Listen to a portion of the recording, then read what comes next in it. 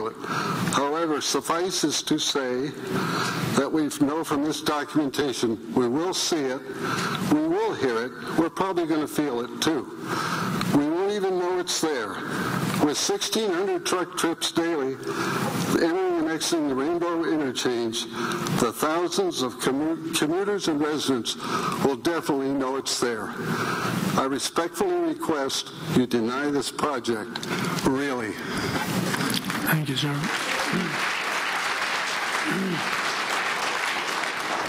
Marty Boyer, and if you can hold on for just 1 second, I think we're going to get a relative here, possibly. Michael Boyer? He's passing. He's passing? Yes. Okay.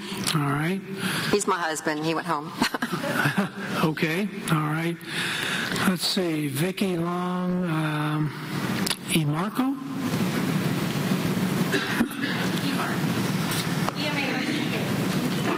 E-M-A-R-C. Okay. I guess that could be a K. We'll call it a K.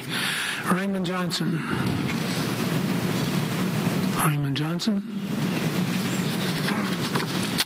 Okay. Gary Wiedemann. Gary.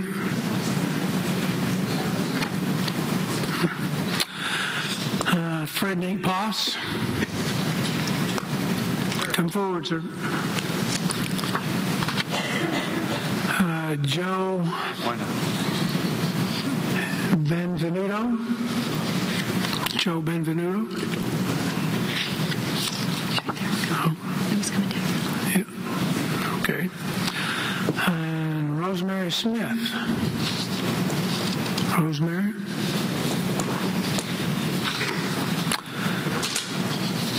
Ray Smith, and I hope that's not the county public information officer, but is there a Ray Smith here?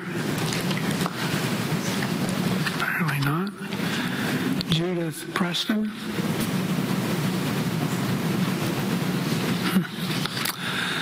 Michael Wakshu. Michael? Okay. All right, looks like we're loaded and ready. Go right ahead. Thank you, Commissioners. Hang on a minute. You do have one. Roger Wood, are you here? I don't think he's here. He's forsaken you.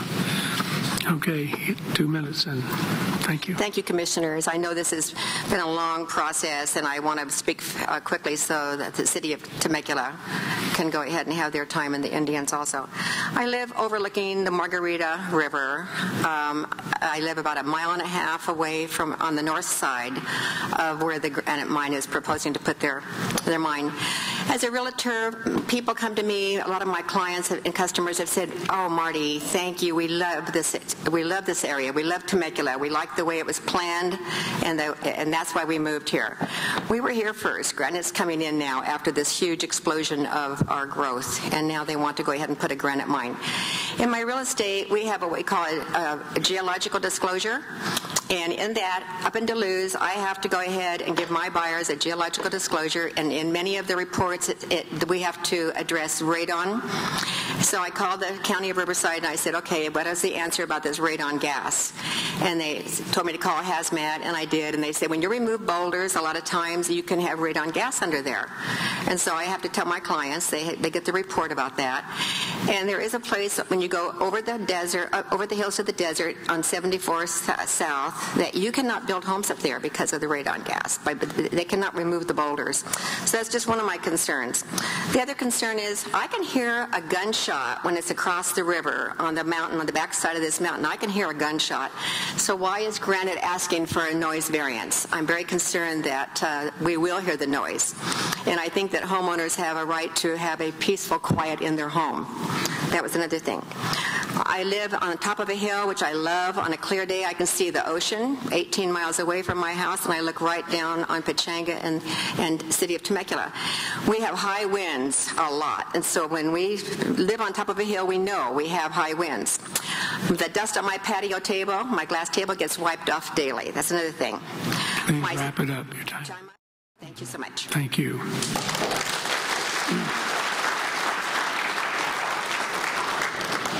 All right, Vicki Long, Hey, Mark, you're going to have to help me with that. I'll explain what that Kathleen? is. That's for Elsinore Marietta Anza Resource Okay, hold Conservation on a minute. District. Kathleen Head, are you here? All righty. And Donna Gibson, are you here? Hello? Hello, Donna? No, Donna? You're down to 4. Okay, 4 minutes. Thank you. I want to welcome you to our beautiful town. And I want to let you know that I'm here representing Elsinore Marietta Anza Resource Conservation District tonight. And at the closing, I'll represent myself. Elsinore Marietta Anza Resource Conservation District was formed in 1949 due to the mistake of human error and because of the Dust Bowl. And the federal government created all of these districts to hopefully not repeat history. We do make a lot of mistakes as human beings. We learn a lot of things in the future, and we think we're doing the right thing at the time. I think this is another issue where we could, in 20 years, 30 years, find out this was a big mistake that we approved this project.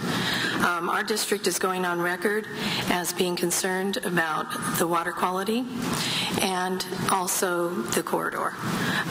We are very concerned, and we do help with the MSHCP. We work with the county flood control.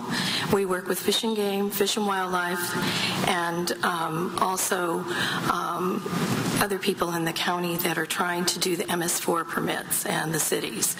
This year, the cities and the county had a very difficult time obtaining their MS4 permit by the regional board, Regional Quality Control Board. All those federal regulations are set, and then it comes down to us regionally.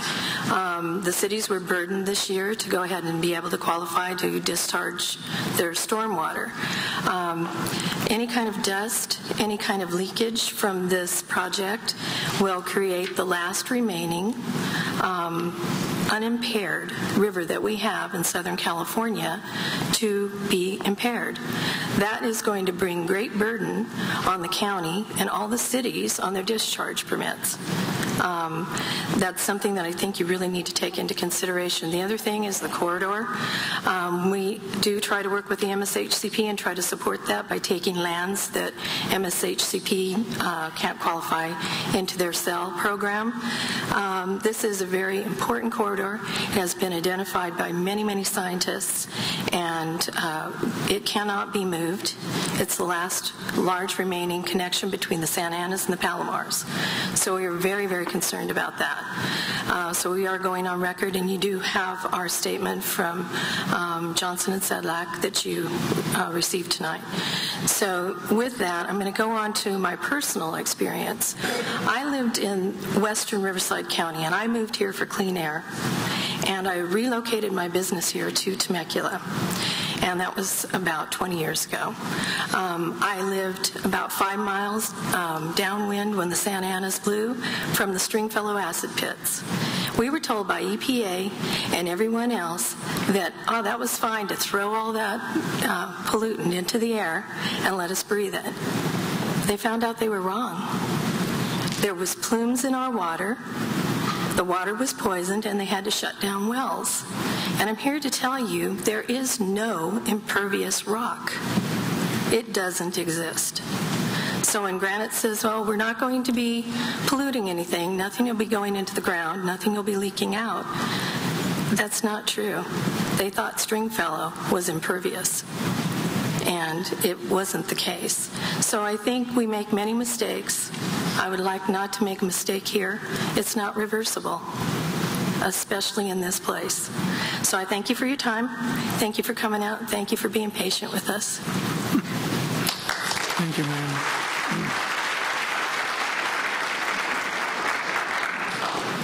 Frederick Boss.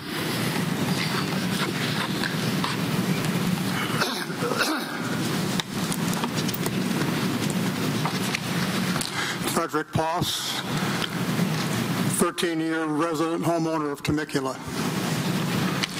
The question at hand boils down to two principal elements: the lure of profit and the health of a community of more than 100,000 people.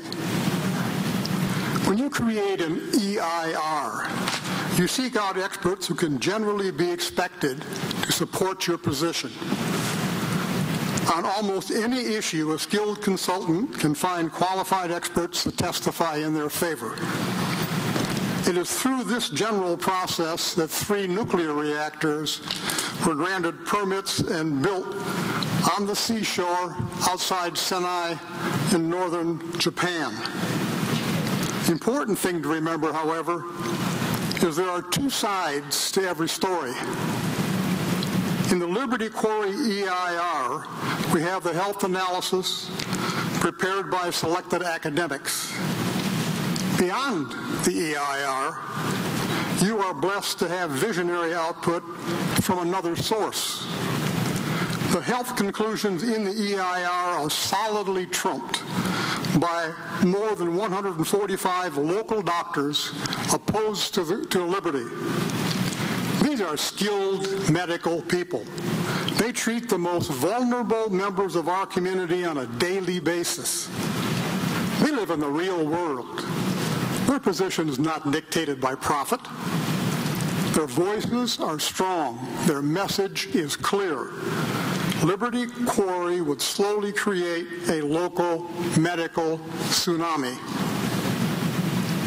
If health is an issue, then elements of the Liberty Plan, such as aggregate demand and the economics of development, are non-starters. As any measurable damage to the health of this community from Liberty Quarry is unacceptable, the granted construction request your time for project approval must be denied. Thank you. Thank you.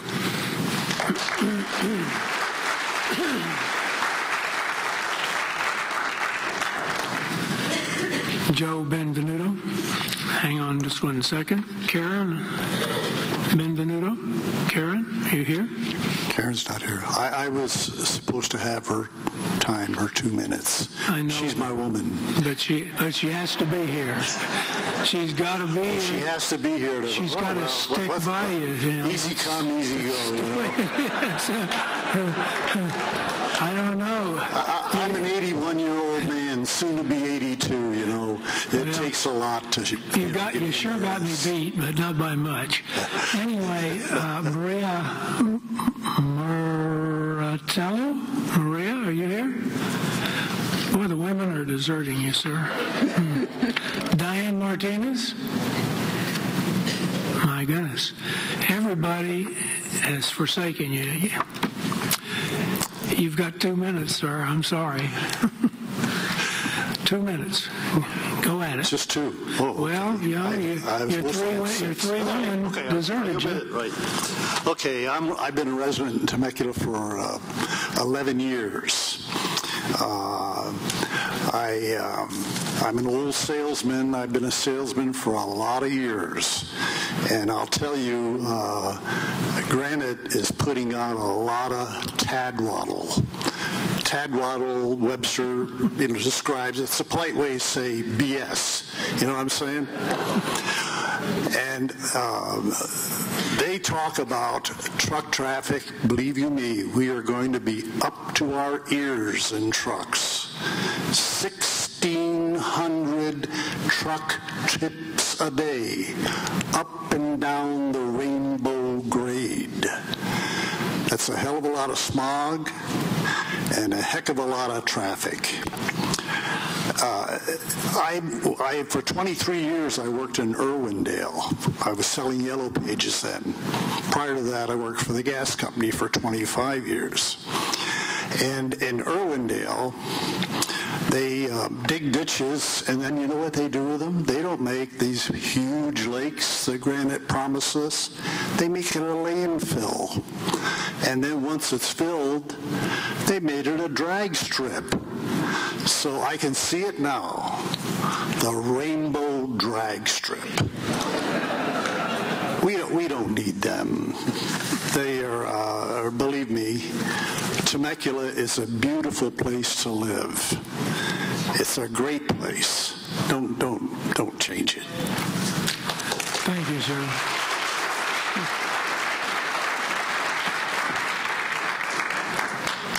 My Michael. You want to do replenish first? Yes, I do, but you can have at it and stand there. Mary Towell? Mary, are you here? Okay, we got one. Janice Willis? Janice?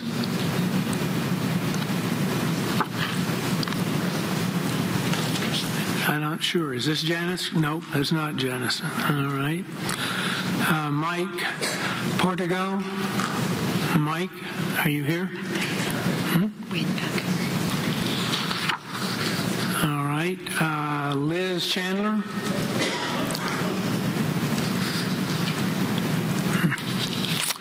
Carol Sains?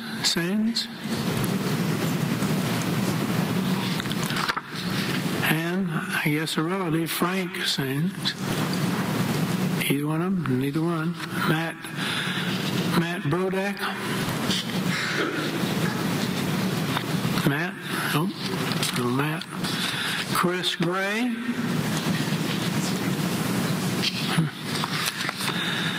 Leonard Cole?